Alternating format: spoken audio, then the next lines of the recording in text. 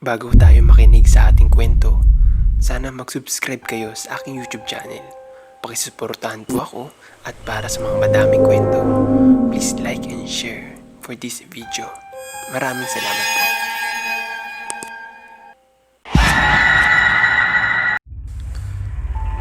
Pumara ako ng tricycle. Buti nga at mayroon pa. Mag-aalas 11 na rin kasi ng gabi. Nagtaka naman ako nang biglang tumigil ang tricycle na sinasakyan ko. Kaya naman nilingon ko ang driver. "Kuya, bakit po kayo tumigil?"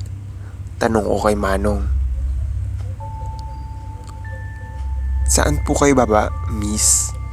Rinig ko naman tanong nito. Agad nangunot ang noo ko. "Ha? Sinabi ko na po kanina ah."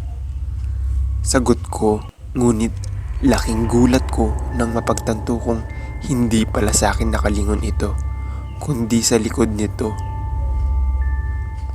Manong?" Nangangatal ang boses sa tawag ko rito. "Ha?" Sabi niya at biglang humarap sa akin. "Kausap ko itong babaeng pasahero," dagdag niya pa.